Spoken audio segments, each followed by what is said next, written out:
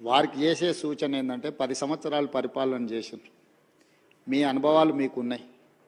మీ వల్ల ప్రజలకు కూడా కొన్ని అనుభవాలు ఉన్నాయి. ఆ ప్రజల అనుభవాల మేరకే ప్రజలు ఒక తీర్పు ఇచ్చిండ్రు. 10 సంవత్సరాలు ఏలిన మీరు 10 నెలలు కూడా పూర్తి చేసుకొని ప్రభుత్వం మీద కొన్ని వందల ఆరోపణలు చేస్తున్నారు. నాకేం అభ్యంతరం లేదు. అది మీ విజ్ఞత, మీ అవగాహన. అదేవిధంగా ఈరోజు వారు సిరిసిల్ల చేనేత కార్మికుల గురించి, బతుకమ్మ చీరల గురించి వారు గొప్పగా చెప్పిండ్రు. నాకేం అభ్యంతరం లేదు.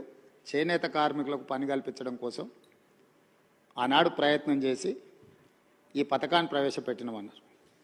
2017-18లో నాకు తెలిసినంత వరకు మొట్టమొదట ఈ చేనేత కార్మికులకు బతుకమ్మ చీరల పథకాన్ని ప్రవేశపెట్టారు.